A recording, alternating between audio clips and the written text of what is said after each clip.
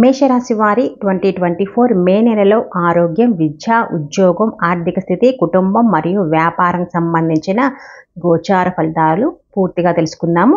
అందరికీ నమస్కారం. వీడియో మటుకు నచ్చితే మటుకు లైక్ చేయండి, షేర్ చేయండి, సబ్స్క్రైబ్ చేసుకోండి. మేషరాశి వారికి ఈ మాసం మధ్యస్థంగా ఉంటుంది. గ్రహాల స్థితి ప్రకారం ఖర్చులు పెరుగుతాయి. ఆరోగ్యానికి సంబంధించిన కొంత ఆందోళన, కొన్ని ఖర్చులు కూడా ఉండవచ్చు. కాబట్టి మీరు ఆర్థిక జాగ్రత్తలు తీసుకోవాలి. మీ వృత్తిలో విజయం సాధించే అవకాశం ఎక్కువగా ఉంది. మీ ఉద్యోగం, వ్యాపారంలో మీకు ఉన్న సమర్థత వల్ల మీరు పోటీదారుల కంటే ముందు వరుసలో నిలబడతారనమాట. వైవాహిక జీవితంలో అన్ని హెచ్చుతగ్గుల మధ్య సామరస్యం అయితే ఉంటుంది. తద్వారా సంబంధాలు బలపడతాయి. విదేశాలకు వెళ్ళే బలమైన అవకాశం ఉంటుంది.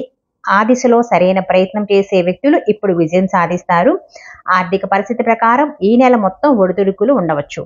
ఇక కుటుంబ జీవితం ఎలా ఉంటుంది అంటే, మేషరాశి వారికి ఈ నెల కుటుంబ పరంగా అనుకూలంగా ఉంటుంది. 10వ ఇంటికి అధిపతి శని 11వ ఇంట్లో ఉంటున్నాడు. బృహస్పతి, శుక్రుడు, సూర్యుడు మొదటి ఇంట్లో ఉంటున్నారు. 2వ ఇంటికి అధిపతి అయిన శుక్రుడు మొదటి ఇంట్లో ఉండటం వలన కుటుంబ సభ్యుల మధ్య సఖ్యత అయితే ఏర్పడుతుంది.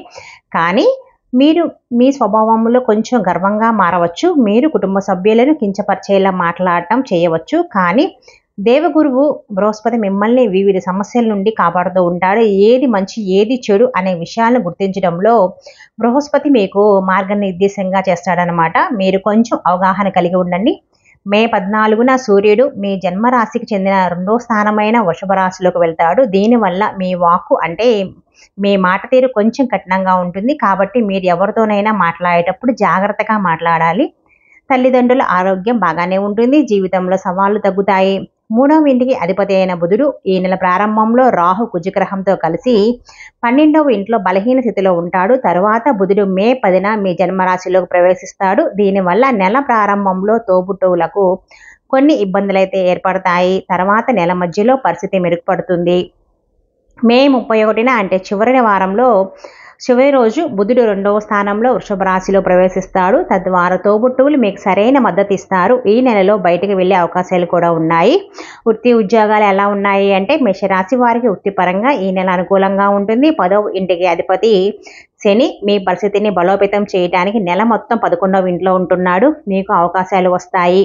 సీనియర్ అధికారులకు మీ పని పట్ల సంతృప్తి చెందుతుంది. ముఖ్యంగా మంచి ప్రమోషన్ వచ్చే అవకాశం కూడా ఉంది. మీరు పనిచేసే కార్యాలయంలో మీ ఆధిపత్యం పెరుగుతుంది. ఇగో సమస్యల కారణంగా ఇతరులతో చెడుగా స్పందించకండి. సంతృప్తి కోసం పనిపై దృష్టి పెట్టండి. ఇది మీకు చాలా ప్రయోజనాలు అయితే అందిస్తుంది. మీరు ఈ నెలలో ప్రత్యర్థులను, ముఖ్యంగా మీ వెనుక మీ గురించి చెడు ప్రచారం చేసే సహోద్యోగుల పట్ల కొంచెం జాగ్రత్త వహించండి. సమస్య నుండి సురక్షితంగా ఉండటానికి కార్యాలయంలో అలాంటి సహోద్యోగులకు వీలైనంత దూరంగా ఉండటం చాలా మంచిది. ఇక వ్యాపార విషయం ఎలా ఉంది అంటే, మేషరాశి వారికి ఈ నెల వ్యాపార పరంగా వ్యాపారస్తులకు కూడా ఈ నెల అనుకూలంగా ఉంటుంది. విదేశీ ఎంపికల ద్వారా నిధులను పొందే అవకాశం కూడా ఉంది. తద్వారా వ్యాపారంలో పురోగతి ఉంటుంది. స్థానికులు ఈ నెలలో మీ వ్యాపారాన్ని కొత్త దిశను అందించగలరు. నెల 2వ వారంలో మీ వ్యాపారాన్ని విస్తరించడానికి అనుకూలంగా ఉంటుంది. ఆర్థిక స్థితి ఎలా ఉంది అంటే, మేషరాశి వారికి ఆర్థిక పరిస్థితిలో ఈ నెల పెద్దగా హెచ్చుతగ్గులు ఉన్నాయి. 12వ ఇంట్లో కుజుడు, రాహువు, బుధుడు కలయిక వలన ఊహించని విధంగా ఖర్చులు అయితే పెరిగిపోతూ ఉంటాయి. మీ జీవితంలో కొత్త ఆర్థిక సవాళ్లు ఉండవచ్చు. కానీ సానుకూల అంశం ఏంటంటే, శని కూడా ఈ నెలలో 11వ ఇంట్లో ఉండటం ద్వారా ఆర్థిక ప్రణాళికలు అయితే బలపడతాయి. మీరు నూతన ఆదాయ మార్గాలు ఏర్పడతాయి. మీ వ్యాపారం నుండి డబ్బు సంపాదించే అవకాశాలు చాలా ఎక్కువ. ఈ నెల ద్వితీయార్థంలో సూర్యుడు మరియు శుక్రుడు 2వ ఇంటికి మారటం వలన ఎక్కువ మొత్తంలో డబ్బు సంపాదించే బలమైన అవకాశం ఏర్పడుతుంది. అలాగే సంపదను కూడబెట్టుకోవడంలో సరైన విజయాన్ని అయితే సాధించడంతో పాటు బ్యాంక్ బ్యాలెన్స్ కూడా పెరుగుతూ ఉంటుంది. 12వ ఇంట్లో కుజుడు మరియు రాహు కారణంగా అంగారక దోషం ప్రమాదకరంగా పరిగణించబడుతుంది. కాబట్టి ఎటువంటి ప్రణాళిక లేకుండా పెట్టుబడిని పెట్టవద్దు. పెట్టుబడి పెట్టే ముందు వెనక ఆలోచించి నిపుణుల సలహా తీసుకొని పెట్టుబడి పెట్టుకోండి. ఇంకా ఆరోగ్యం ఎలా ఉంటుంది అంటే, మేషరాశి వారికి ఈ నెల ఆరోగ్యపరంగా ఈ మాసం కాస్త బలహీనంగా ఉందని చెప్పాలి. మీ రాజ్యాధిపతి కుజుడు రాహువుతో పాటు 12వ ఇంట్లో ఉన్నాడు. ఇది వివిధ ఆరోగ్య సంబంధిత ఇబ్బందులు పెంచుతుంది. అలాగే దానితో పాటు బుధుడు ఉండటం వల్ల చర్మ సమస్యలు, కంటి సమస్యలు, వివిధ రకాలైన దద్దుర్లు లేదా అలర్జీ పెరుగుతాయి. ఇది రక్తపోటు మరియు ఇతర ఒత్తిడి సంబంధిత ఆందోళన వంటి సమస్యలను కూడా కలిగిస్తుంది. ఈ నెలలో ప్రమాదాలు జరిగే అవకాశం కూడా ఉంది. వాహనాలు జాగ్రత్తగా నడపడం చాలా మంచిది. ఇబ్బందుల నుండి మిమ్మల్ని మీరు రక్షించుకోవడం చాలా మంచిది. ప్రేమ, వివాహం, వ్యక్తిగత సంబంధాలు విషయాలకు వస్తే మీ ప్రేమ జీవితాన్ని పరిశీలిస్తే నెల ప్రారంభంలో 5వ ఇంటికి అధిపతి అయిన సూర్యుడు, శుక్రుడు మరియు బృహస్పతితో పాటు 7వ ఇంటిని కూడా చూస్తున్నారనమాట. ప్రేమ వ్యవహారాలకు మీ ప్రేమ భాగస్వామిని వివాహం చేసుకోవడంలో విజయవంతం కావడానికి ఇది ఉత్తమ సమయము. అంటే ప్రేమ వివాహం చేసుకునే అవకాశం ఎక్కువగా ఉంటుంది. అయితే రాహుతో పాటు 12వ ఇంట్లో కుజుడు ఉండటం వలన 5వ ఇంటిని ప్రభావం చేస్తుంది. దీనివల్ల తరచుగా వాదనలు వచ్చే అవకాశం కూడా ఉన్నాయి. కానీ ప్రేమ అన్ని పరిస్థితుల్లో బలంగా ఉంటుందన్నమాట. మే 14న ఈ నెల ద్వితీయార్థంలో సూర్యుడు వృషభ రాశిలోకి 2వ ఇంటికి వెళ్తాడు. మీ ప్రేమ గురించి మీ కుటుంబ సభ్యులతో చర్చించండి. తద్వారా సంబంధాన్ని తదుపరి స్థాయికి తీసుకెళ్ళండి. నెల ప్రారంభంలో వివాహానికి అనుకూలమైన కాలంగా చెప్పవచ్చు. తద్వారా మీ భాగస్వామితో జీవితంలో సామరస్యం ఉంటుంది. మీ భాగస్వామితో సాన్నిధ్యం పెరుగుతుంది. శుక్రుడు దృష్టి 7వ ఇంటిపై ఉంటుంది. కానీ మొదటి ఇంట్లో సూర్యుడు ఉండటం వలన అహంభావం కారణంగా మీ జీవిత భాగస్వామితో దురుసుగా మాట్లాడతారు.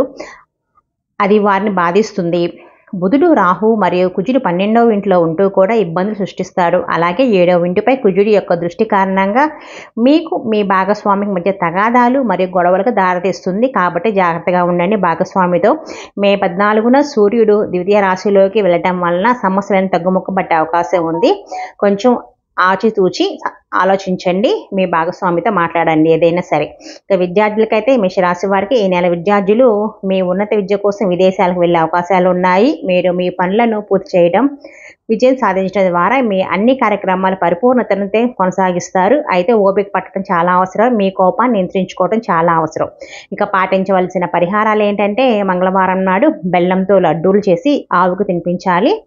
రాగి పాత్రలో పసుపు అక్షంతలు వేసి ప్రతిరోజు సూర్యభగవానికి నీళ్లు సమర్పించడం, అర్ఘ్యం సమర్పించాలి.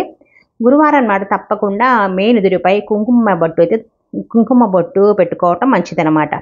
ఈ వీడియో కనుక నచ్చితే లైక్ చేయండి, షేర్ చేయండి, మీ ఫ్రెండ్స్కి, రిలేటివ్స్కి ఫార్వర్డ్ చేయండి.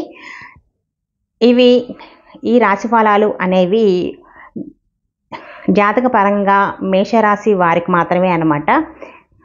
అది మాత్రం గమనించుకోండి కొంచెం.